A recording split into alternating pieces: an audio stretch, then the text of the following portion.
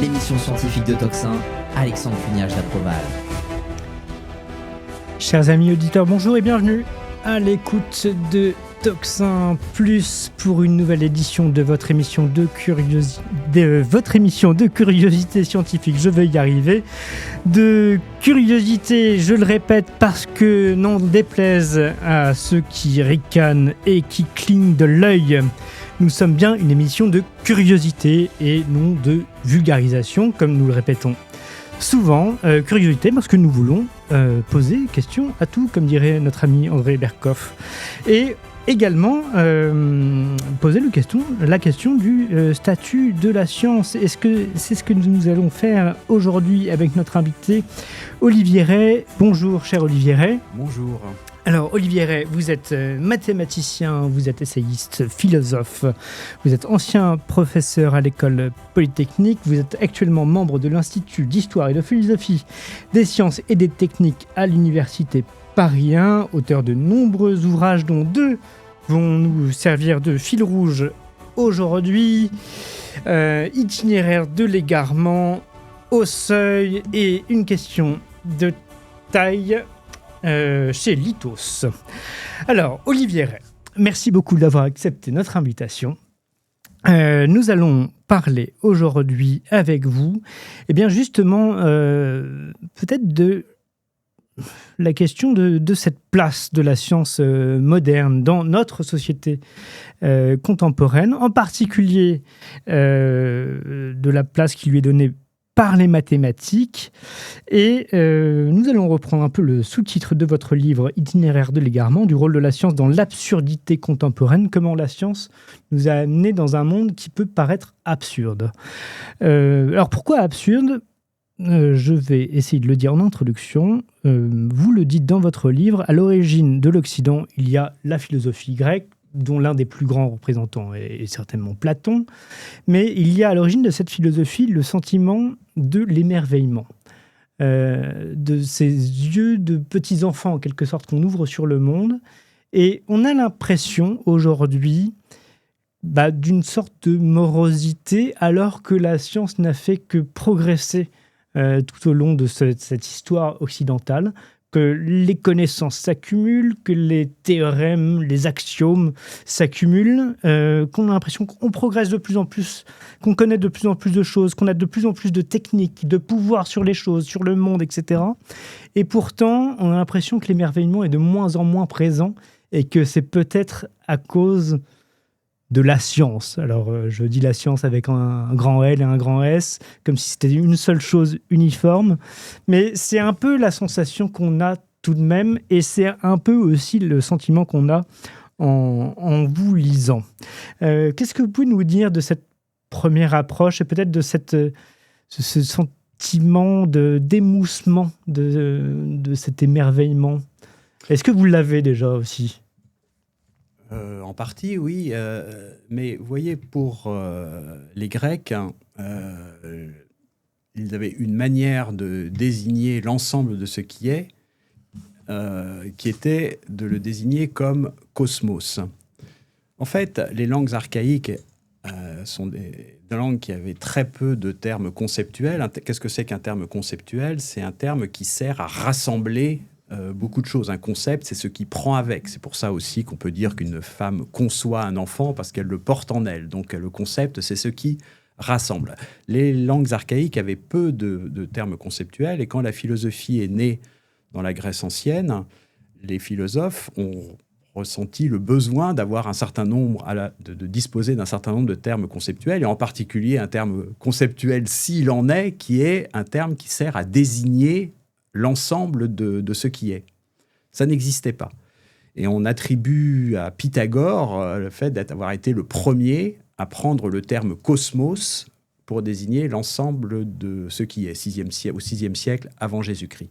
Mais cosmos n'est pas un néologisme de la philosophie, c'est un mot qui existait déjà en langue grecque. Et que désignait le mot cosmos ? Le mot cosmos désignait un bon ordre, un ensemble ordonné, harmonieux. Et donc, vous voyez que quand les Grecs désignaient l'ensemble de ce qui est par le mot cosmos, c'était un mot qui n'était pas simple, qui ne servait pas seulement à désigner l'ensemble de ce qui est, mais qui était en même temps une manière de dire que l'ensemble de ce qui est était bien ordonné, harmonieux. Et à ce moment-là, la grande ambition de la philosophie grecque, ça va être de comprendre les principes de cet ordre, ce qui fait que le cosmos est cosmos et non pas chaos. Vous voyez, cosmos, c'est l'opposé du chaos. Le chaos, c'est quand tout est en désordre. Le cosmos, c'est quand chaque chose est bien à sa place. Et c'est vrai que ça traduit, l'emploi même du mot cosmos chez les Grecs, traduit cet émerveillement premier devant l'ensemble de ce qui est perçu d'emblée, non pas comme un chaos, mais comme quelque chose qui est harmonieux, bien ordonné. Et c'est d'ailleurs cela qui va faire que la philosophie médiévale va pouvoir reprendre à son compte une bonne partie de la philosophie grecque. Si on prend chez saint Thomas d'Aquin, par exemple, qui va beaucoup intégrer à sa pensée Aristote, mais quand on prend la Genèse, donc on a la création du monde en 6 jours, et à la fin de chaque journée, Dieu contemple ce qu'il a fait et voit que cela est bon. En grec, on pourrait dire, il voit qu'à chaque fois que cela est un cosmos, c'est-à-dire que c'est bien ordonné. Et la pensée médiévale a pu récupérer cette pensée cosmique des Grecs, penser le monde comme bien ordonné, en tant qu'il était lui-même la création d'un Dieu bon. Avec on pourrait dire, cette supériorité du christianisme sur la pensée ancienne, c'est-à-dire qu'à partir du moment où les anciens pensaient le monde comme cosmos, donc harmonieux, bien ordonné, bon, évidemment, on sentait bien que dans le monde, il y avait des choses qui n'allaient pas, mais bon, on avait tendance à dire que ce sont des détails sans importance. Le christianisme, avec la notion de péché, peut à la fois penser le monde comme ayant été créé comme bon, et à la fois le monde comme blessé par le péché, ce qui permet de faire une place à ce qui ne va pas également dans le monde. Alors, que va-t-il se passer? Un très grand événement dans la première moitié du XVIIe siècle en Europe, c'est l'émergence des sciences mathématiques de la nature. Grande figure emblématique, Galilée, qui dit que le livre de la nature est écrit en langue mathématique, et que sans les mathématiques, on ne peut rien y comprendre, et qu'en revanche, si par la grâce des mathématiques, on va pouvoir entièrement déchiffrer ce livre de la nature. Alors, très vite, cette méthode mathématique appliquée à la nature va donner des résultats assez spectaculaires, en particulier dans la deuxième moitié du XVIIe siècle avec Newton, qui va être le héros, on pourrait dire, de cette mathématisation Oui, qui est vraiment le génie touche à tout. Hein, mais de cette mathématisation de la nature, en particulier avec sa loi de la gravitation universelle, qui montre qu'on peut rendre compte à la fois de la chute des corps sur la Terre et de la trajectoire des astres dans le ciel avec une même loi mathématique. C'est absolument un tour de force absolument extraordinaire. Et il y a un émerveillement à l'époque devant ces performances des sciences mathématiques de la nature, et un émerveillement d'autant plus fort qu'on est encore pénétré de l'idée qu'avec la science, si vous voulez, elle n'est pas simplement là pour décrire le monde, mais elle a aussi une dimension spirituelle en tant qu'elle nous fait entrer dans les principes du monde, et que par ailleurs, ces principes sont bons. C'est-à-dire que dans la notion de cosmos, il y a un lien entre ce qui est et ce qui est bien. C'est contenu même dans le fait de percevoir l'ensemble de ce qui est comme un cosmos. Alors qu'en revanche... Oui, donc le premier étonnement, c'est déjà qu'il y ait un ordre visible, des lois, en quelque sorte, qu'on peut décrire. Et le deuxième étonnement, en quelque sorte, c'est que ces lois sont bonnes. Ça, c'était dans l'ancienne mentalité. Mais comme les gens au XVIIe siècle on ne se débarrasse pas comme cela d'une mentalité multimillénaire, donc ils sont encore habités par l'idée d'une harmonie du monde, et que donc, en fait, grâce aux lois mathématiques, on pénètre aussi quelque chose de l'harmonie du monde. Sauf que ce qui se passe, en fait, avec les sciences mathématiques de la nature, c'est qu'elles vont aboutir à une dichotomie qui n'existait pas auparavant, entre d'un côté ce qu'on va appeler les faits, qui vont être du ressort de la science, et d'autre part, ce qu'on va appeler les valeurs, qui sont là du ressort de l'éthique. Et on va avoir un divorce qui va s'opérer entre d'un côté les faits, de l'autre les valeurs, ce qui fait que la science, désormais, elle va nous renseigner de plus en plus sur le monde tel qu'il est, mais elle ne nous donne absolument plus aucune indication sur la manière dont il convient que nous comportions dans le monde. Et donc, si vous voulez, c'est là où se crée un malentendu. C'est pour ça que je parlais du rôle de la science dans l'absurdité contemporaine. C'est-à-dire que pendant un certain temps, on a continué à faire comme si la science avait réponse à tout. Or, en fait, par le virage qu'a pris la science vers les mathématiques, en fait, la science ne nous renseigne sur le monde que de manière factuelle, mais nous ne donne plus aucun renseignement sur la façon dont nous devons nous comporter dans le monde. Ce qui fait d'ailleurs que l'éthique est devenue complètement déracinée parce qu'elle a complètement rompu avec toute idée d'ordre naturel. Et c'est pour ça que l'homme moderne et contemporain est assez perdu, parce qu'il a à sa disposition, avec la science et la technologie qu'elle nourrit, des instruments absolument extraordinaires, mais il a perdu, si vous voulez, le guide qui lui dirait comment faire bon usage de ces nouvelles capacités. Mais on a l'impression que ça va même plus loin. C'est-à-dire que c'est parce que nous avons la possibilité de faire des choses grâce à cette science, à ses capacités notamment techniques, mais on fera le lien, si vous voulez bien, entre science et technique, qui ne semblait pas si évident que ça à l'origine, qu'on se croit permis d'utiliser ces mêmes choses. Eh bien, tout simplement, parce que nous avons des moyens, eh bien, nous allons utiliser ces moyens. Et donc là, il y a la question de la puissance qui rentre en cause. Nous avons aujourd'hui une puissance démesurée qui nous permet de réaliser des actes qui sont moraux ou non, éthiques ou non. Encore une fois, nous ne sommes plus guidés par l'éthique, qui devrait justement être la science, entre guillemets, de l'agir, mais uniquement par nos moyens. Exactement, tout à fait. Bon, une petite précision, j'ai employé le mot technologie à dessein. En fait, dans mon vocabulaire particulier, je fais une distinction entre technique et technologie. Pour moi, la technique, ça apparaît dès qu'il y a des hommes sur la Terre. Leur rapport au monde va faire intervenir de la technique. Mais on voit bien qu'entre le silex taillé et la centrale nucléaire, il y a quand même une différence fondamentale. Et je réserve pour moi le terme technologie pour une nouvelle classe de techniques qui va apparaître en réalité, qui va se développer à partir du 19e siècle, qui sont des techniques, de nouvelles techniques qui seraient inimaginables sans les sciences mathématiques de la nature. Si on prend une bombe nucléaire ou une centrale nucléaire, vous voyez, ce qui s'est passé, c'est que la physique moderne a développé une théorie mathématique des réalités atomiques et que les physiciens, dans leurs calculs, se sont rendus compte qu'à l'intérieur des atomes, il y avait des réserves d'énergie absolument considérables. Et ce sont eux qui ont dû alerter le personnel politique et les militaires pour leur dire, écoutez, d'après nos calculs, on pourrait disposer, si on va chercher à l'intérieur des atomes, d'une énergie si considérable que ça nous donnera d'abord des armes et puis ensuite des centrales nucléaires qui produiront une énergie sans commune mesure avec ce que l'on pouvait connaître auparavant. Mais si vous voulez, on peut passer des millions d'années à contempler la nature et à être ingénieux dans la nature sans jamais en arriver là, si on ne passe pas par les sciences mathématiques de la nature. C'est-à-dire que ces technologies-là, c'est pour ça que je parle de technologie, parce que je les vois comme des techniques qui sont issues du logos scientifique.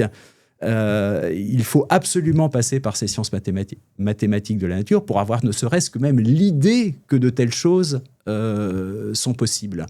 Et il s'avère que depuis leur apparition, les technologies confèrent une puissance absolument sans commune mesure avec ce qui se passait auparavant. Donc il y a un côté d'émerveillement devant cette puissance extraordinaire qui est soudain à notre disposition. Mais le problème, c'est que c'est la science qu'on emploie pour élaborer ces technologies, par essence même, elle ne nous dit strictement rien sur le bon usage que l'on devrait en faire. Et donc, on a une science et une technologie qui sont complètement séparées de toute réflexion sur sur la façon dont il conviendrait de se comporter en cette vie.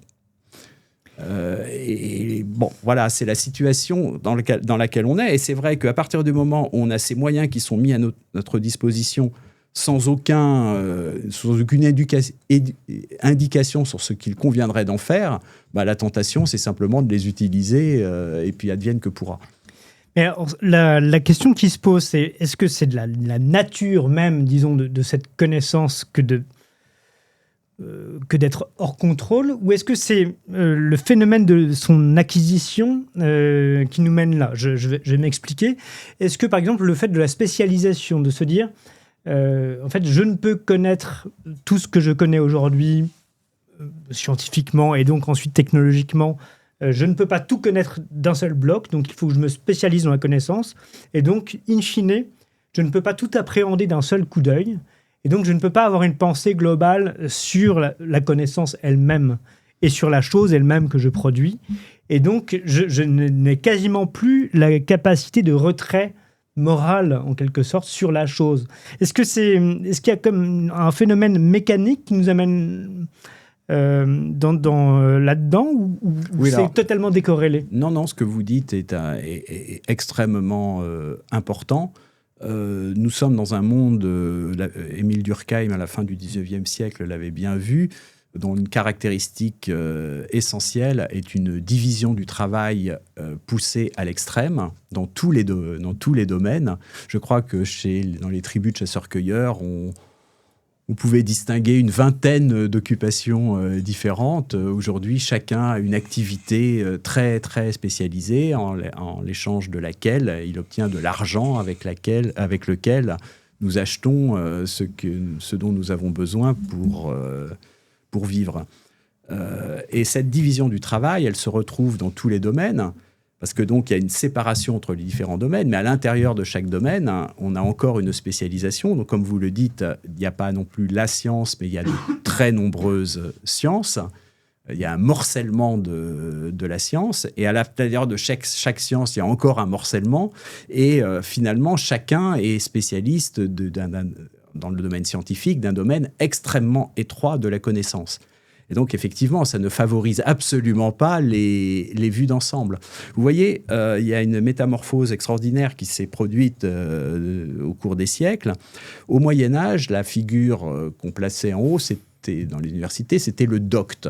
Qu'est-ce que c'était que le docte ? C'était celui qui avait lu les textes des autorités, que ce soit les autorités religieuses, les évangiles, les saintes écritures, les évangiles, les pères de l'Église, et puis après tous leurs grands commentateurs, et puis également ensuite les textes des grands auteurs de l'Antiquité. Et puis, à l'époque moderne, il y a eu une translation de la figure du docte qui a été dévaluée parce qu'il était censé ne faire que répéter ce qui avait été dit avant lui, à la figure du savant. Alors, le savant, c'était celui qui était un porteur de savoir, mais normalement d'un savoir dont il était capable de rendre compte. C'est-à-dire qu'en fait, ce qu'il avançait, ce n'était pas parce qu'il répétait ce qui avait été dit par d'autres, c'était que normalement, il était capable d'expliquer à quelqu'un qui en aurait manifesté le désir comment on était arrivé, la façon dont on était arrivé à ce savoir.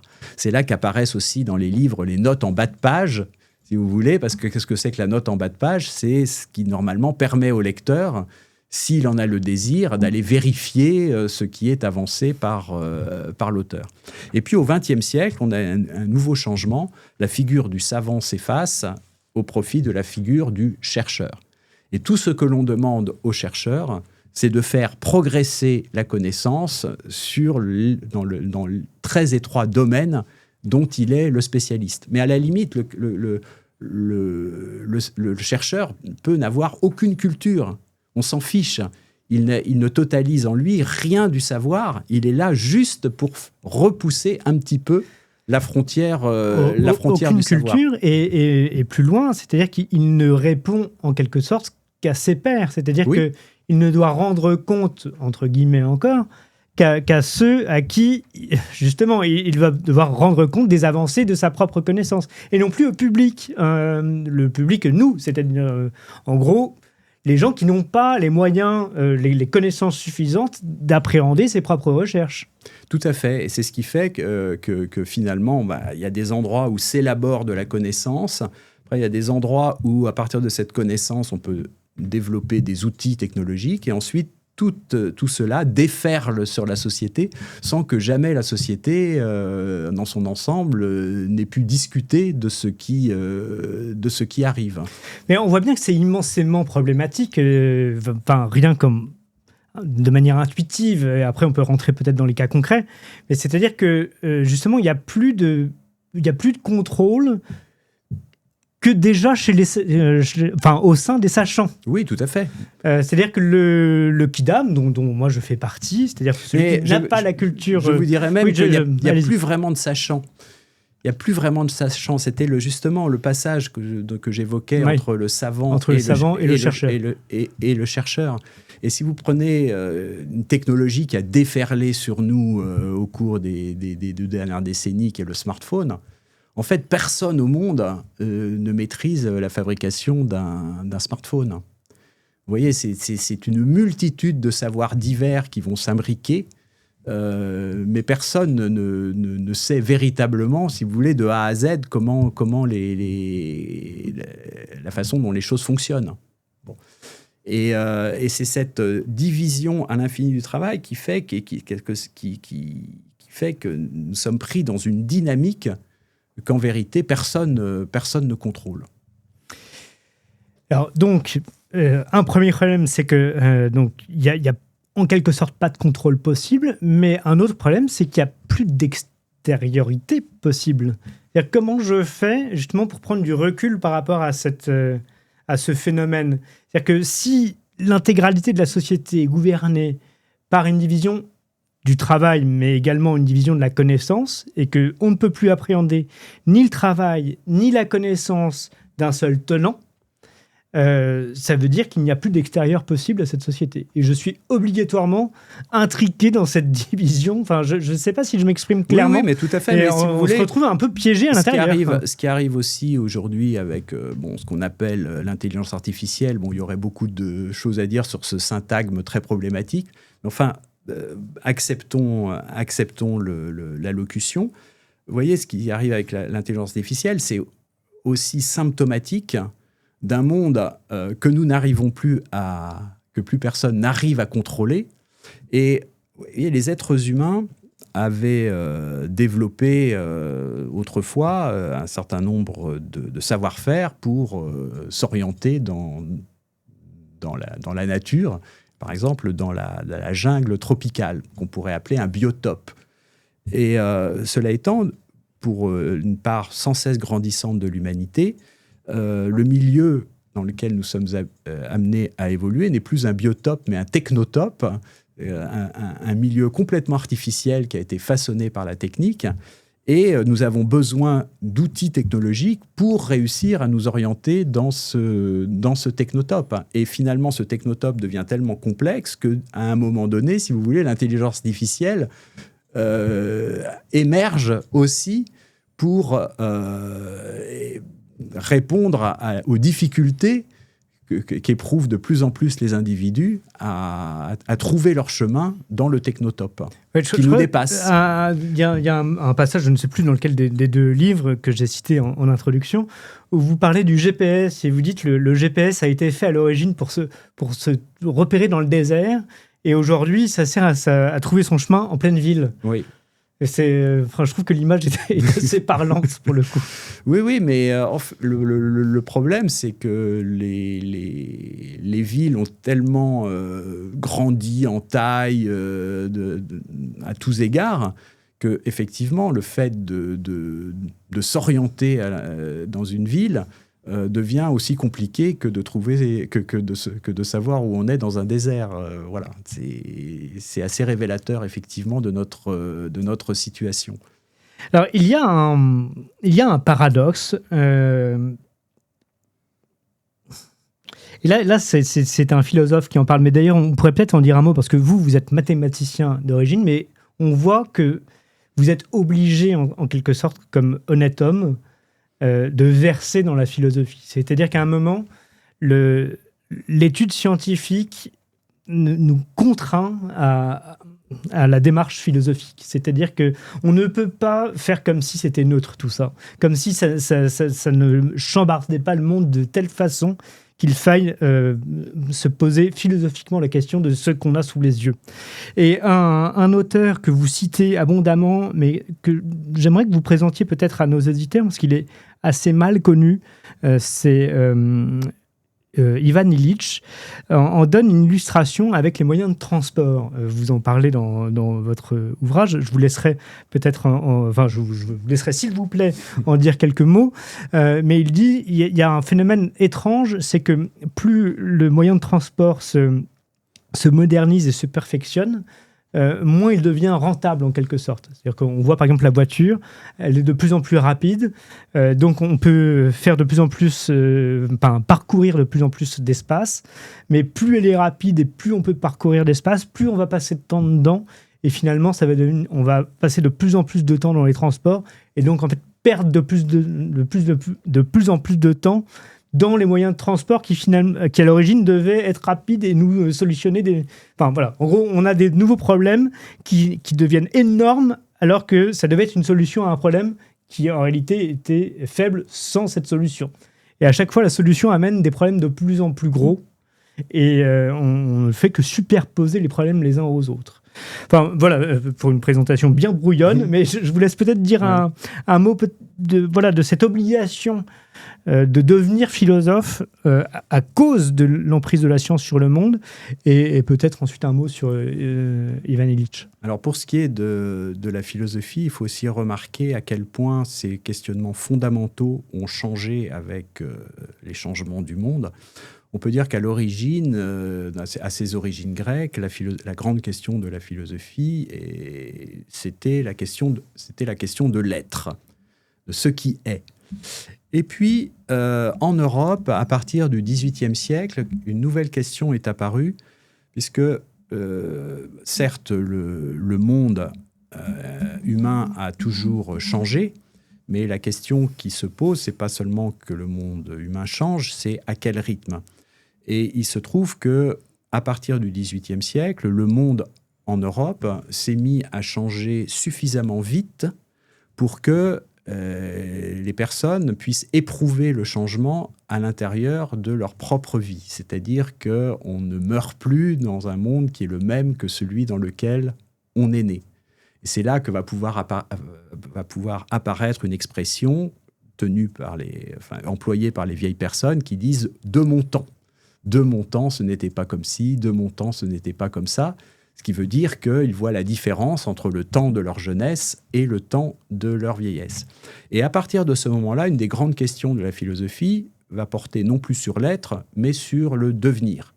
Et c'est là qu'apparaissent les grandes philosophies de l'histoire, les grandes sagas sur le développement de l'humanité à travers l'histoire, qui vont faire florès au XIXe siècle, avec Hegel, Auguste Comte, Marx ensuite, si vous voulez, qui appréhendent l'histoire dans son ensemble en cherchant en cherchant les mécanismes qui peuvent expliquer cette évolution. Et puis, ce qui se passe depuis les lendemains de la Seconde Guerre mondiale, c'est que la vitesse d'évolution de notre monde est devenue tellement rapide que nous sommes dépassés, nous ne sommes plus capables véritablement d'intégrer ce qui se passe dans une histoire. Vous savez qu'après la chute du mur de Berlin, on a parlé beaucoup d'un texte de Fukuyama aux États-Unis qui parlait de fin de l'histoire. Et en fait, moi, j'aime assez bien cette expression-là, mais non pas du tout au sens où l'entendait Fukuyama, parce que Fukuyama pensait qu'après la chute de l'Union soviétique, le monde allait entièrement, dans son ensemble, converger vers une forme de démocratie libérale et que les grands Ce qu'on conflits... constate chaque jour voilà, sous nos yeux ébahis. Que les grands conflits allaient s'apaiser. Et pour moi, je comprends l'expression « fin de l'histoire » dans un autre sens, c'est-à-dire que nous ne sommes plus capables véritablement d'intégrer ce qui se passe à l'intérieur d'une histoire qui fasse sens. Et pour moi, la grande question de la philosophie aujourd'hui, ce n'est plus ce qui est, ce n'est plus ce qui devient, c'est ce qui nous arrive. Qu'est-ce qui nous arrive? Voilà. Vous voyez, et quelque chose qui nous arrive précisément, on est pris de court.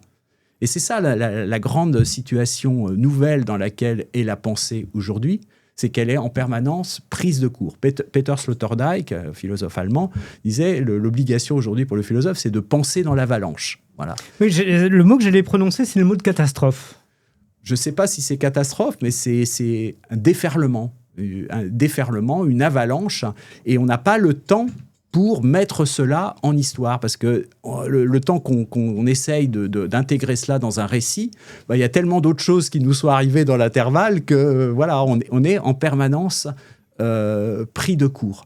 Et quand on réfléchit à la phase, on peut se poser la question, mais voilà, pourquoi on en est là justement? Pourquoi ce déferlement? Et c'est là qu'on est obligé de remonter quand même de quelques siècles en arrière pour comprendre comment certains mécanismes se sont mis en place qui, au fur et à mesure, s'emballent, et nous sommes dans cet emballement que plus personne ne contrôle, à vrai dire. Mais alors, l'un de vos ouvrages, c'est une question de taille, et justement, on y vient, on a l'impression qu'il y a quelque chose de quantitatif, c'est-à-dire que, pour reprendre ce mot de catastrophe, que cet emballement, au départ, comme dans une courbe exponentielle, ça s'augmente très petitement, et puis ça augmente, et puis pouf, on passe un cap, et d'un seul coup, c'est l'avalanche, comme vous dites, on se trouve emporté dans un cycle absolument démentiel, et là, on ne maîtrise plus rien des puissances. Vous parliez du nucléaire tout à l'heure, mais même de la simple puissance industrielle. Là, en ce moment, on est en train de vivre une crise pétrolière, mais on voit la capacité, ne serait-ce qu'avec le pétrole qu'on a, de déplacer des navires énormes avec des millions de conteneurs, d'arraser des montagnes, de percer des tunnels, de construire des routes plates comme ça, alors qu'avant, on devait serpenter, de déverser des tonnes de missiles avec des avions extrêmement puissants, et puis sans parler de l'augmentation elle-même exponentielle de la population, qui est quand même l'un des phénomènes les plus radicaux qu'on ait sous les yeux là. C'est-à-dire, je crois qu'à un moment, vous citez Claude Lévi-Strauss, qui dit le plus grand changement de ma vie, c'est que quand je suis né, on était 1 milliard et quelques, aujourd'hui on est 6, demain on sera 9. Aujourd'hui, je ne sais pas combien on est sur Terre, on doit être 9 ou 10 milliards. Je crois qu'on est 9 milliards à peu près, 8 ou 9. Un peu moins, oui. 8,5, quelque chose comme ça, mais on nous annonce qu'on va vers un plateau, mais en tout cas, moi, depuis que je suis né, on a au moins doublé la population sur Terre. Donc on voit ces phénomènes quantitatifs qui sont monstrueux. Et précisément, on a l'impression que cette quantité a réduit en quelque sorte toute qualité, que la quantité devient elle-même la chose la plus importante. Oui, mais ce dont il faut se rendre compte, c'est justement l'objet un peu du livre que vous avez cité, une question de taille, c'est que le quantitatif, quand on atteint certains seuils, est lui-même porteur de qualitatif.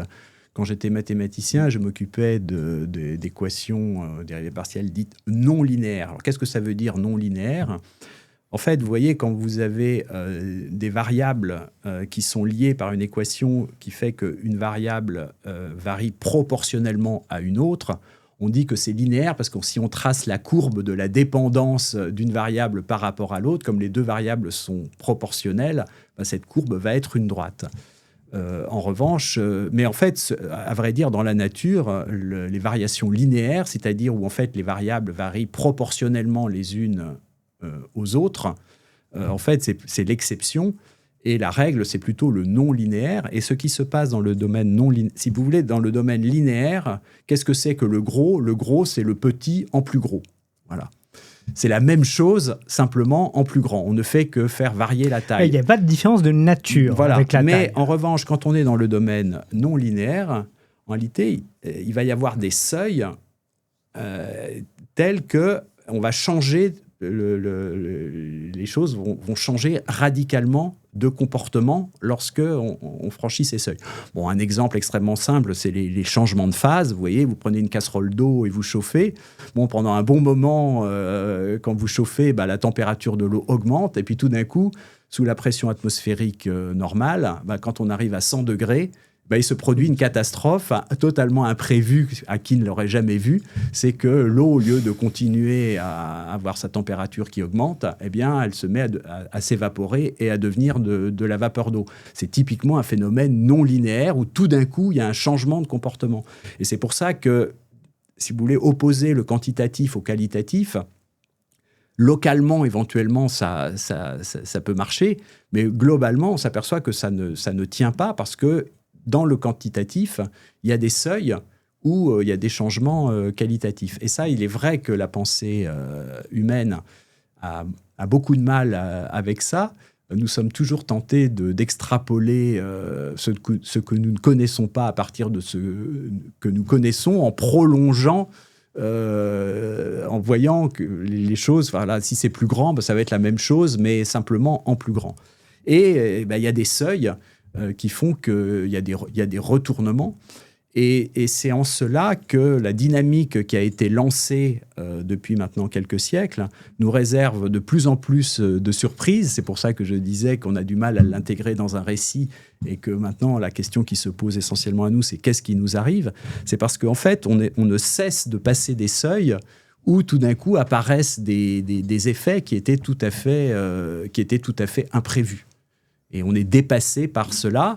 Et en fait, aujourd'hui, une grande partie des efforts qui sont déployés, c'est pour essayer de répondre aux problèmes, aux nouveaux problèmes engendrés par les solutions qu'on avait données aux problèmes précédents. Vous voyez ?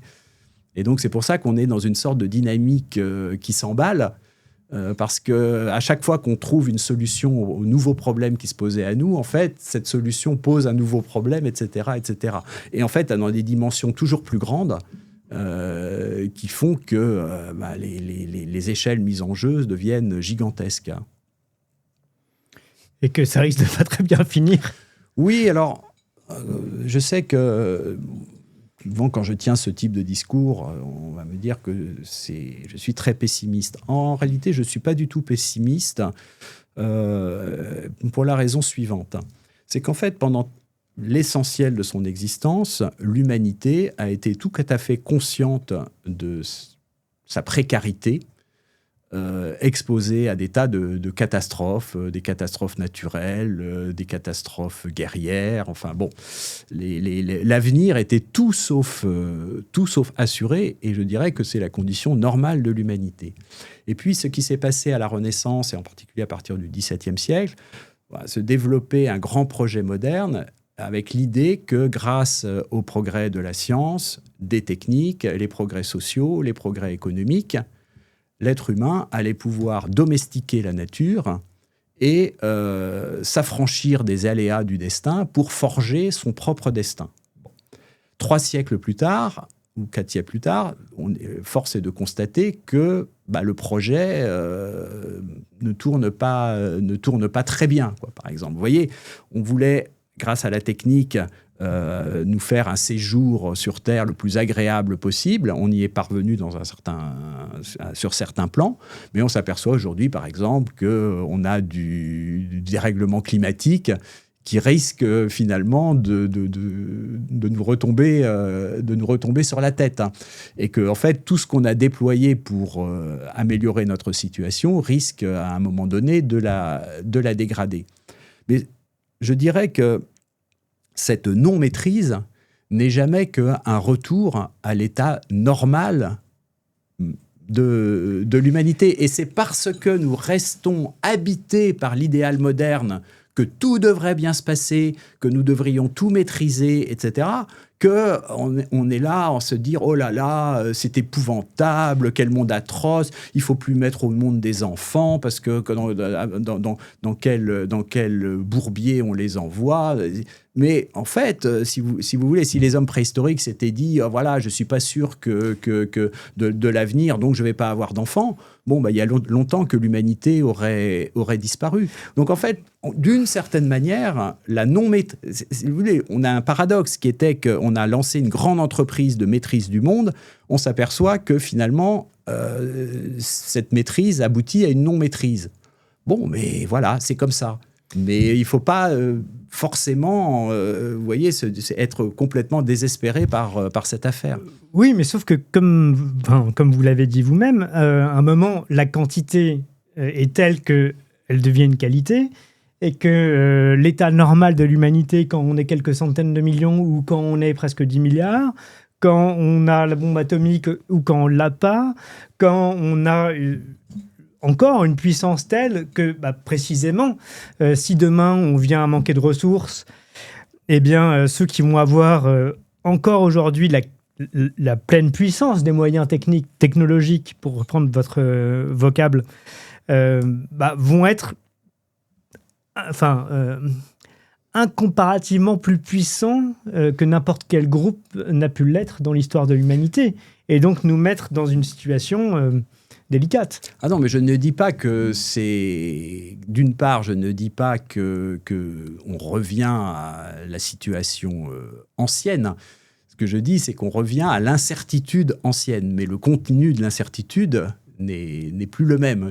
Quand les anciens pouvaient s'inquiéter de ce qui allait arriver, c'est pas ce qui risquait de leur arriver, ce n'est pas la même chose que ce qui risque de nous arriver. En revanche, avec quoi on renoue, c'est une forme d'incertitude sur ce qui va se produire. Bon, ça, c'est la première chose. Ensuite, je ne dis absolument pas que nous n'avons pas devant nous des très grandes difficultés, des catastrophes à surmonter, etc. Je ne peins pas du tout l'avenir en rose. Ce que je dis simplement, c'est que l'humanité, ça fait partie de ses facultés de pouvoir faire face à des conditions tout à fait nouvelles et tout à fait inédites, et à s'en sortir malgré tout. Quand on réfléchit à l'espèce humaine, vous voyez, son berceau, c'est l'Afrique. Bon, et puis à un moment donné, un certain nombre d'Homo sapiens ont quitté l'Afrique et ont commencé à coloniser les autres terres émergées.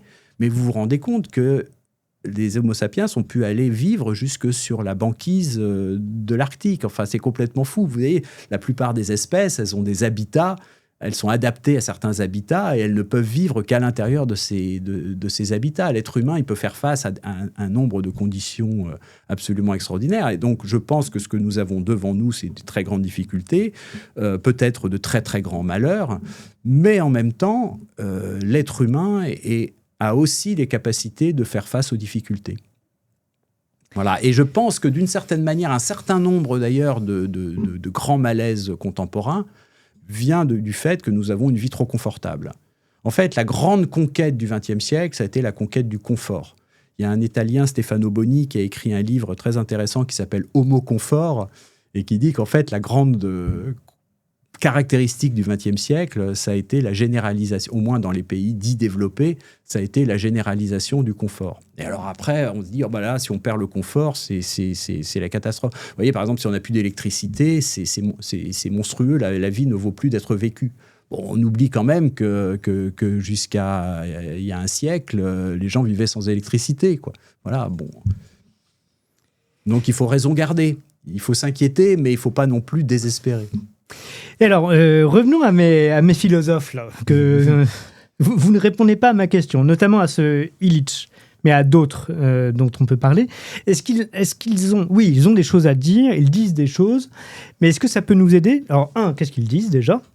Et y a-t-il des pistes à suivre ? Parce que... Oui, alors, bon, écoutez, oui, c'est vrai que je me suis égaré. Non, je vous ramène dans le droit chemin. Oui, je vais dire un mot, dire un mot sur Ivan Illich. Effectivement, au moins dans la première partie de son œuvre, il a beaucoup insisté sur le thème dit de la contre-productivité, et il a bien mis en évidence le fait que face à certaines difficultés, les êtres humains, certains êtres humains ont élaboré des dispositifs pour remédier aux problèmes, mais que ces dispositifs, en se généralisant, engendrent de nouveaux problèmes qui nous plongent dans une situation qui n'est pas meilleure, mais qui est moins bonne que celle dont nous jouissions auparavant. Alors effectivement, un des très bons exemples, c'est la voiture, puisque la voiture augmente nos capacités de déplacement, mais à partir du moment où la voiture se généralise, le monde, dans son ensemble, va se reconfigurer complètement en intégrant l'idée que la plupart des gens ont une voiture. Et à ce moment-là, les lieux d'habitation et les lieux de travail, les lieux où on fait ses courses, etc., vont devenir de plus en plus éloignés les uns des autres, avec l'idée que de toute façon, les gens ont une voiture pour pouvoir parcourir ces distances.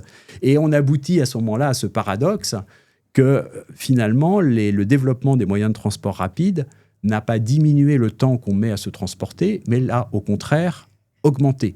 Les gens passaient beaucoup moins de temps au XIXe siècle à se déplacer qu'on ne le fait aujourd'hui. Et c'est ça ce qu'il appelle la contre-productivité. En cherchant à résoudre un problème, en fait, on élabore une solution qui, au début du problème, est une bonne solution, mais au fur et à mesure que cette solution se développe... Qui est même un luxe, parce que elle devient catastrophique. Dans cet exemple de l'automobile, il explique, je trouve ça dans votre ouvrage, qu'au départ, l'automobile est un luxe pour quelques riches personnes et que c'est une liberté en plus. Oui.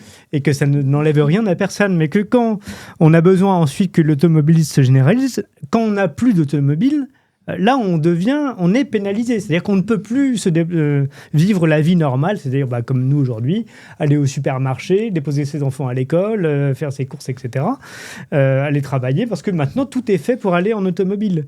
Et il y a même une sorte d'incongruité. D'ailleurs, je fais le lien avec un autre auteur que vous citez également. Il s'agit de Gunther Anders. Je parle de mémoire, mais je crois que dans l'Obsolescence de l'homme, à un moment, il raconte... quelque chose qui lui arrive, il traverse un pont comme ça à pied, il tombe sur un shérif local. Il vivait à Los Angeles à l'époque. Exactement, ouais. Et le policier l'arrête, lui dit « Mais qu'est-ce que vous faites ? Vous êtes un vagabond ?» Il fait « Bah non, pas du tout, je me rends chez moi. » Il fait « Oui, mais vous êtes à pied. » Il fait « Oui, je vais chez moi à pied. » Il fait « Non, vous devez être un vagabond parce que les gens vont chez eux en voiture. » Et donc, il y a un présupposé qu'il doit être un vagabond et donc plus ou moins hors la loi parce qu'il n'a pas de voiture. Tout à fait. Je vous cite ce passage de mémoire. Oui. Mais pour ce qui est de la voiture aussi, on peut remarquer plusieurs choses. Mais entre autres, le fait que on peut dire que la voiture qui au départ a été réservée aux riches, aujourd'hui, énormément de personnes ont une voiture, donc on va dire la voiture s'est démocratisée. Mais en fait, c'est une démocratisation en trompe-l'œil parce que les voitures sont quand même des engins qui coûtent cher.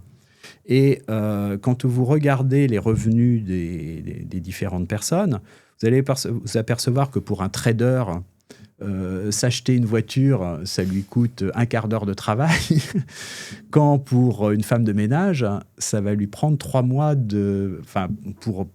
pas seulement c'est bien plus pour acheter la voiture, mais disons ce qu'elle dépense annuellement pour la voiture, sa acquisition et fonctionnement, ça peut être le quart ou le tiers, voire même encore davantage de ce qu'elle gagne. Et donc en fait, vous voyez que vous travaillez pour subvenir à vos besoins, mais pour aller travailler, vous avez besoin d'une voiture, et finalement, une bonne partie de votre travail sert à payer l'engin dont vous avez besoin pour aller travailler. Et donc, cette démocratisation, elle est encore une fois, elle est en trompe-l'œil parce que ça coûte beaucoup plus à certaines personnes d'avoir une voiture qu'à d'autres. Et de ce point de vue-là, ça crée des tensions aussi extrêmement importantes. Si on réfléchit encore au mouvement des Gilets jaunes, ce qui a été à l'origine du mouvement des Gilets jaunes, hein, c'était une augmentation de taxes sur le carburant. Et pour certaines personnes, c'est absolument catastrophique. Parce qu'elles sont absolument dépendantes de leur voiture. Ce n'est pas un choix chez elles, ce n'est pas pour profiter de leur voiture. Elles en ont besoin dans tous les aspects de leur existence pour aller travailler, pour les enfants à l'école, pour aller faire les courses, etc. Et que ça représente un poste de dépense absolument monstrueux. Et c'est là où on voit que cet engin qui était là, qui est toujours vendu dans la publicité comme un outil de liberté, devient un asservissement effrayant. Alors pour ce qui est de Günther Anders aussi, c'est quelqu'un qui a été très très marqué par, si vous voulez, la disproportion aussi qu'il y a entre la puissance technique qui est de plus en plus développée et la précarité et le fait qu'au lieu de placer l'être humain standard dans une position dominante, ça le place au contraire dans une position de plus en plus précaire. C'est pour ça que le titre de deux de ses ouvrages, c'est l'obsolescence, l'obsolescence de l'homme. C'est-à-dire qu'en fait, l'être humain devient complètement dépassé par le monde qu'il a lui-même engendré, avec en plus ce paradoxe supplémentaire qui était qu'il a déployé tant d'efforts pour un monde qui prétendument devait le rendre plus libre et plus heureux, alors même que ce monde se referme sur lui comme une contrainte terrible qui risque en plus aujourd'hui de l'anéantir. Depuis Günther Anders avait été particulièrement marqué par les explosions nucléaires, qu'il voyait comme un symbole justement de cette situation. Mais cela étant dit, dans le monde technoscientifique que vous décrivez, l'homme semble de plus en plus superflu comme producteur. C'est-à-dire qu'on voit avec l'intelligence artificielle, la robotisation, etc., qu'il y a de moins en moins besoin de l'homme. Certainement, le chercheur lui-même va devenir de plus en plus superflu parce que les capacités de l'intelligence artificielle vont certainement le dépasser demain. Qu'en réalité, ce qui reste d'exigence économique de l'homme, c'est le consommateur. Mais on a envie de dire, on a l'impression que cette machine-là se déploie sous nos yeux, comme si, en fait, l'homme était indifférent à cette machinerie. Et on se dit, bon, à la limite, jetons-le, ça pourrait tourner tout seul comme ça. Et on se dit, mais en fait, quelle est notre place là-dedans? On a l'impression de ne plus être qu'un rebut, voire un déchet. Vous le signalez à un moment, c'est-à-dire que le corps lui-même devient en quelque sorte superfétatoire. On le voit déjà avec le cadavre, la manière dont il est traité, c'est-à-dire qu'on peut le mettre dans un sac, le balancer, le cramer, l'incinérer. Et voilà, ce n'est plus qu'un trop-plein, qu'un déchet. Mais on a envie de dire, l'homme vivant lui-même paraît lui aussi de plus en plus superflu. D'ailleurs, le débat qu'on a sur l'euthanasie est pas loin de ça. C'est-à-dire, en fait, l'homme qui souffre, l'homme malade, l'homme vieux, l'homme jeune, l'homme déprimé, l'homme... En fait, à quoi bon? Et puis, j'ai envie de dire, demain, l'homme en bonne santé, qui n'est qu'un producteur ou qu'un consommateur, à quoi bon, en fait? À quoi sert-il dans cette machine? L'euthanasie va de pair aussi avec le transhumanisme, parce que le transhumanisme vise à augmenter l'homme, c'est-à-dire à le délivrer de ses faiblesses, mais qui sont évaluées par rapport à la machine. Il y a un concept très important de Günther Anders qu'il appelle la honte prométhéenne. Qu'est-ce que c'est que la honte prométhéenne? C'est la honte que ressent l'être humain de ne pas être à la hauteur de ces machines, d'être déficient par rapport à ces machines surpuissantes qui ne font pas d'erreurs, etc. Et de ce point de vue-là, effectivement, toute faiblesse humaine se met à être vécue comme une condamnation de l'être humain qui n'est pas à la hauteur, encore une fois, de ce qu'il a produit. Donc Prométhée, les produits de Prométhée, si vous voulez, disqualifient les êtres humains qui les ont eux-mêmes engendrés. Alors cela étant, ce que je pense aussi, c'est que la dynamique dans laquelle nous sommes n'est pas soutenable, comme on dit aujourd'hui. Alors souvent, ce à quoi l'on pense, c'est des problèmes écologiques, épuisement des ressources matérielles, qui vont venir, énergie, métaux, eau, enfin qui vont venir à manquer. Mais il y a autre chose aussi, il y a les ressources culturelles et intellectuelles. Vous voyez ce qui se passe aujourd'hui avec l'intelligence artificielle et le fait que de plus en plus d'étudiants, voire de lycéens ou collégiens, aient recours à l'intelligence artificielle pour faire leurs devoirs. Mais en fait, quand on demande un devoir à un jeune, la question, ce n'est pas tellement le résultat de son travail que le travail qu'il a dû accomplir pour produire ce qui lui était demandé. Parce que c'est le travail qu'il a dû fournir qui va structurer son esprit. Donc en fait, en revanche, s'il demande à l'intelligence artificielle de faire son devoir, peut-être qu'il aura un devoir correct, mais il n'aura produit aucun effort intellectuel pour le produire. Et à ce moment-là, son intellect ne s'est pas développé. Or, en fait, la grande illusion que l'on a aujourd'hui, c'est que le fonctionnement de tous les instruments auxquels nous avons quotidiennement recours nous est complètement caché. Et donc, si on prend cet objet emblématique qui est le smartphone, en fait, le smartphone, c'est un objet bien sympathique, petit, qu'on tient dans la main, et puis on appuie on caresse l'écran, on appuie sur des touches, et on a tout à notre disposition. Mais on oublie que pour cela, il faut d'abord des matières premières, il faut des mines sur la Terre entière, un nombre. Il y a pratiquement tout le tableau de Mendeleïev qui est convoqué pour fabriquer un smartphone. Il faut donc en fait convoyer ensuite toutes ces matières sur la Terre entière, ce qui veut dire des liaisons maritimes, ce qui veut dire des cargos, ce qui veut dire l'industrie métallurgique et les chantiers navals.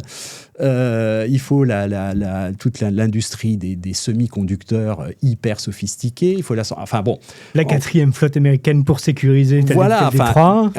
En réalité, il faut toute l'économie mondiale pour produire ces smartphones. En plus, il faut les satellites, il faut les câbles sous-marins, il faut les lignes télé. Enfin, vous voyez, c'est vrai que quand on a le smartphone dans la main, on ne se pose absolument pas cette question-là, mais il y a une infrastructure. Alors là, j'ai parlé de l'infrastructure matérielle, mais toute une infrastructure intellectuelle aussi, parce qu'il faut tous les ingénieurs qui conçoivent les procédés, toutes les personnes qui les mettent en œuvre. Ça demande énormément d'investissement humain. Et on a l'illusion que, si vous voulez, la technique pourrait tourner toute seule. Mais non, elle ne peut pas tourner toute seule. Et le risque le risque qui nous guette, c'est que à faire grandir les enfants dans un monde qui est à leur disposition par l'intermédiaire de ces objets techniques, on oublie complètement le fait qu'il faut qu'il y ait beaucoup de personnes compétentes pour que le système continue de tourner. Et une grande pénurie, ça ne va pas simplement être l'énergie ou les métaux, ça va être également les personnes qui sont capables d'assurer de concevoir et de faire fonctionner correctement ces infrastructures. Et c'est pour ça que l'idée que l'intelligence artificielle va nous remplacer, c'est de la blague totale. Ça ne peut pas fonctionner. D'autant qu'il y a un autre enjeu. Là, elle ne peut pas fonctionner toute seule, l'intelligence artificielle. Il faut en permanence la nourrir. En plus, si on la laisse complètement elle-même, elle peut partir dans tous les sens et se mettre à dire n'importe quoi. Il faut en permanence des êtres humains pour recadrer tout ça. Mais des êtres humains compétents. Mais derrière, donc on l'a bien compris, il y a un enjeu évident de puissance. C'est-à-dire que qui maîtrise ses compétences, maîtrise, là vous parlez du smartphone, mais ce que je suppose avec le smartphone, je peux le supposer pour plein d'autres choses. Si j'ai la technique, par exemple, des satellites, de la localisation, de l'étude, etc., de l'envoi de missiles, de tout ça, j'ai la puissance. Oui, bien sûr. Et qui dit la puissance, c'est je peux faire exécuter ma volonté par d'autres. Enfin, c'est ça la définition de la puissance. Donc on est sur des enjeux, et on l'a bien compris, en plus l'aspect moral semble totalement évacué. Je ne sais pas si on peut en dire un mot, parce que cette question-là semble mise complètement de côté. C'est-à-dire que maintenant on a les capacités, mais qu'est-ce qu'on en fait, ça, c'est une vraie question. Mais on a l'impression d'être dans une fuite en avant. C'est-à-dire que de toute façon, on n'a pas le choix. On est obligé d'être dans la course parce que sinon, on sera dépassé par d'autres et on sera dominé par eux. Donc on est dans une sorte de piège mortel oui, enfin, il y a dont deux on ne sortira jamais. Sauf au moment de la catastrophe. Moi, j'étais tombé sur la lettre extraordinaire écrite par un Chinois en 1900. C'était un Chinois qui avait été exilé pour des différends politiques. Il avait été exilé par l'impératrice douairière régnante à l'époque, Cixi. Et donc, ce Chinois avait dû s'exiler trouver refuge en Australie. Et en Australie, il découvre un pays, on pourrait dire, même si c'est dans l'hémisphère sud, très loin, enfin, qui appartient à la sphère occidentale. Et où il découvre le mode de vie occidental et aussi toutes les prouesses de la technique occidentale. Et dans sa lettre, il écrit à un ami qui est resté en Chine. Et il lui dit, c'est impressionnant ce que les Occidentaux arrivent à faire avec leurs machines. Enfin bon, c'est vraiment des miracles dont on n'avait pas idée. Et il dit, mais bon, tu me poseras la question, est-ce que ça les rend plus heureux ? Et ça, c'est une question à laquelle il est extrêmement difficile de répondre. Mais il dit, cela étant, il y a une question à laquelle je suis sûr de pouvoir répondre, c'est que ce n'est pas être heureux que d'être dominé par ceux qui ont la puissance et qui viennent faire la loi chez vous. Et c'est exactement ce que vivaient les Chinois à l'époque. Pour les Chinois, la période qui va de 1839, première guerre de l'opium imposée par les Britanniques, qui vont quand même faire la guerre en Chine pour les obliger à mettre l'opium en vente libre. Oui, c'est terrible. On comprend qu'ils aient un petit ressentiment. Jusqu'à 1949, proclamation de la Chine populaire, ça s'appelle le siècle de l'humiliation. Et on ne peut absolument pas comprendre la frénésie technologique qui travaille la Chine aujourd'hui sans cette expérience historique d'un empire qui se concevait comme l'empire du milieu et qui tout d'un coup a vécu ce traumatisme épouvantable de barbares qui sont venus faire la loi chez eux, qui ont pillé le palais d'été au passage, etc. Simplement parce qu'avec la technologie, justement, ils avaient une puissance incommensurable par rapport à ce que les Chinois pouvaient mettre en œuvre et qui ont vécu sous le joug des Occidentaux, les traités inégaux. Enfin bon, c'était quelque chose d'épouvantable. Alors d'un côté, effectivement, on a cette obligation qui nous est faite, qu'ont vécu les Chinois et nombre de peuples colonisés, qui simplement ont dû subir la loi du plus fort. Donc on peut se dire, voilà, on n'a pas le choix, on est obligé d'aller à fond du côté de la puissance.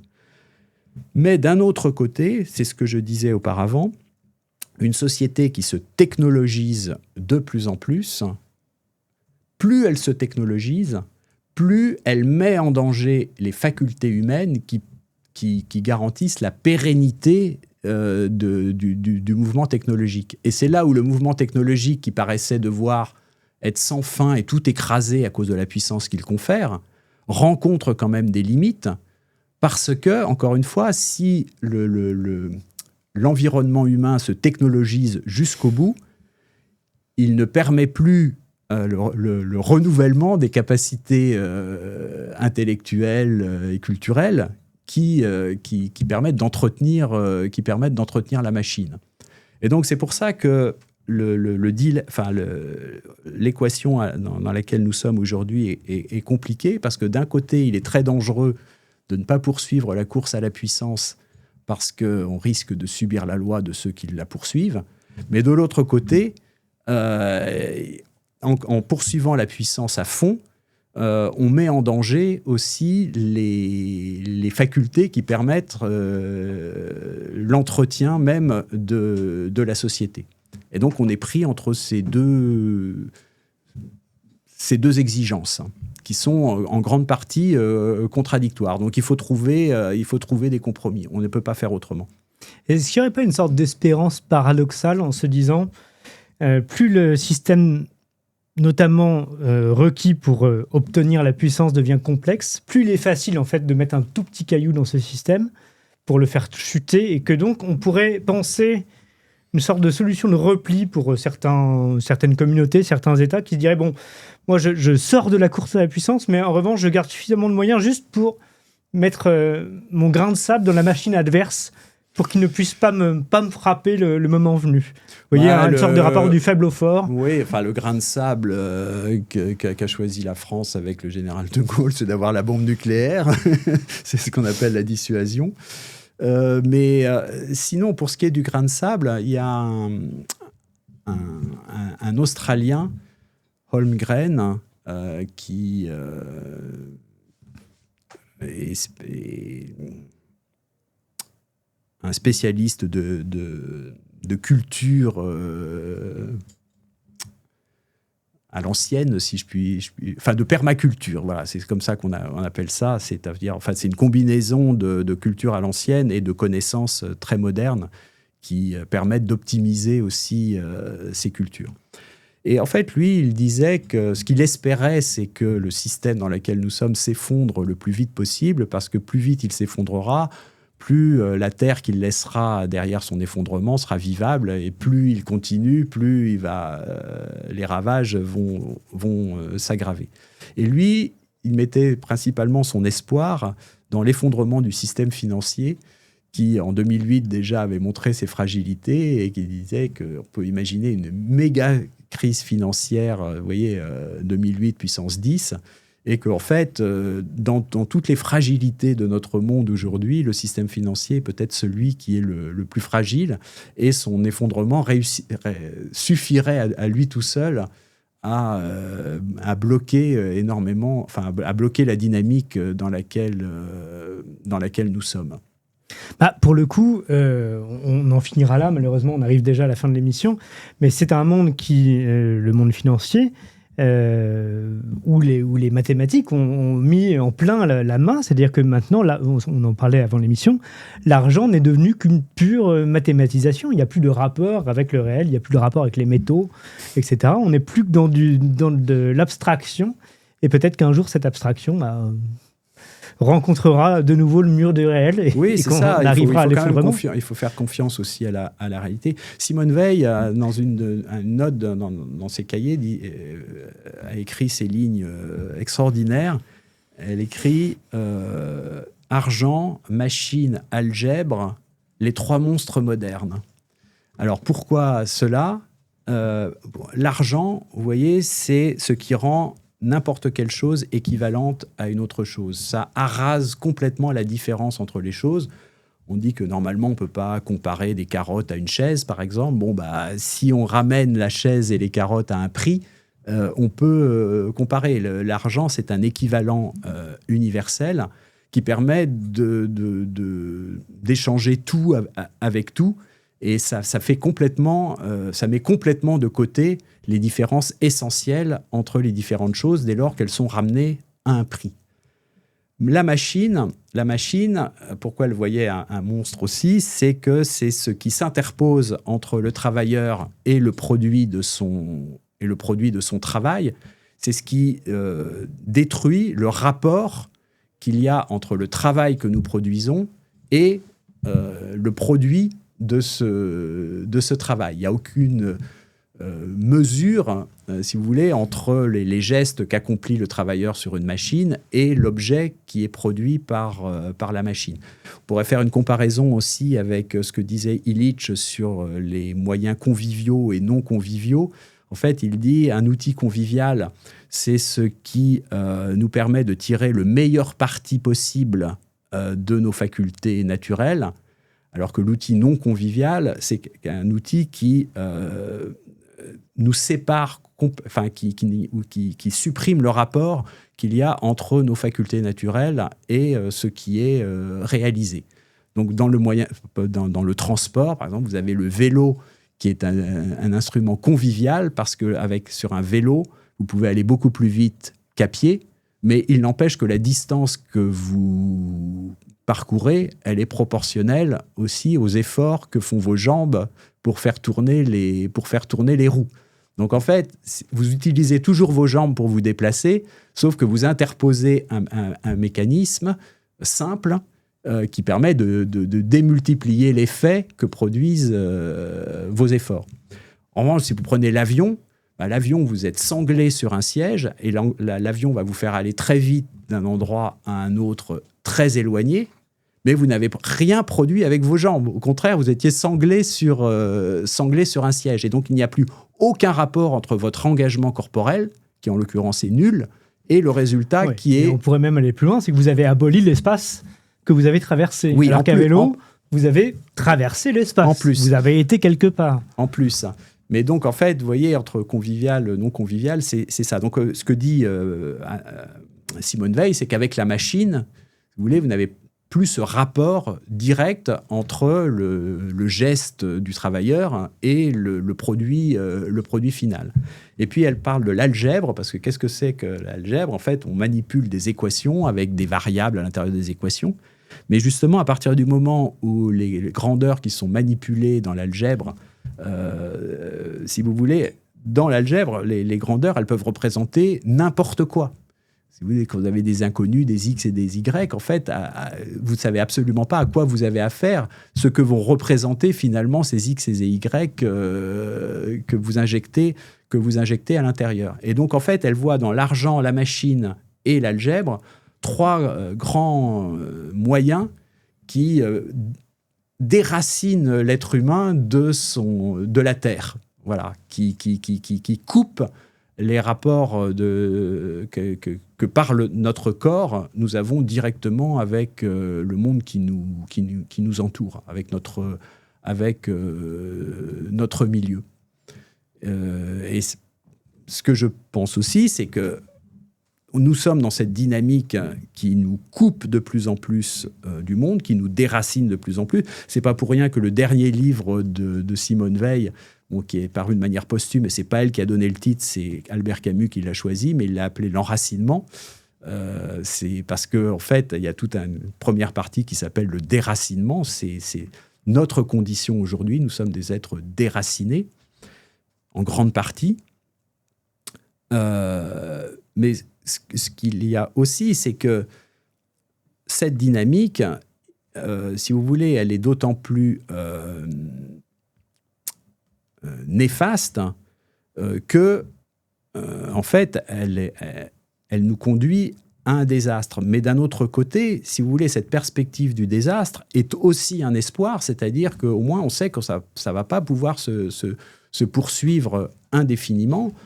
Et encore une fois, moi je pense que le désespoir n'est absolument pas de mise. Nous avons certainement devant nous des épreuves, mais encore une fois, l'être humain est là pour affronter des épreuves.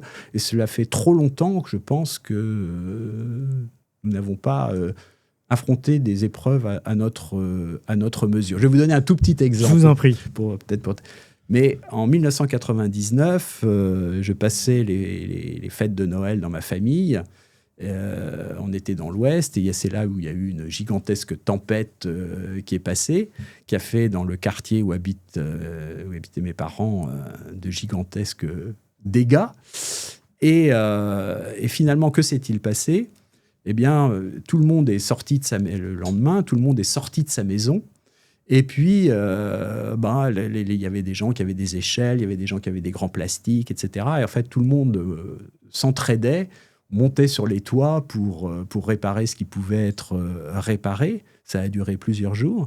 Et je pense que c'est la meilleure période des fêtes, comme on dit, qu'on ait passé dans le quartier au cours des dernières décennies, parce qu'un être humain est beaucoup plus fait pour monter sur son toit et réparer son toit pour mettre sa famille au sec qu'être affalé sur un canapé à regarder des séries. Voilà. Et donc, si vous voulez, devant nous, on a certainement des pertes de confort à anticiper, mais ça peut être aussi une chance de renouer avec des modes de vie plus sains. Eh bien, merci beaucoup, Olivier Rey. On arrive à la fin de cette émission. Vraiment, je conseille spécialement ce livre-là. itinéraire de l'égarement de vous, Olivier Rey, que j'ai trouvé passionnant. Je précise, quand vous parlez de Simone Veil, on parle de Simone Veil avec un W, Tout à donc fait. l'auteur de l'enracinement. Je donne une citation que vous mettez en exergue de l'un de vos chapitres dans le livre que je viens de citer, de Simone Veil. Donc, quant à la liberté de penser, on dit vrai dans une large mesure quand on dit que sans elle, il n'y a pas de pensée. Mais il est plus vrai encore, de dire que quand la pensée n'existe pas, elle n'est pas non plus libre. Tout à fait. Voilà. Alors je cite pour finir Simone Veil parce qu'à l'origine, on pensait vous inviter pour parler du frère de Simone Veil que je ne connaissais pas, qui est mathématicien. Mais peut-être sera-ce l'occasion d'une autre émission. Avec Merci plaisir. encore, Olivier Rey, d'être Merci à vous venu de jusque votre- nous et d'avoir accepté notre invitation. Merci de votre invitation. À bientôt et au revoir à tous, chers amis auditeurs.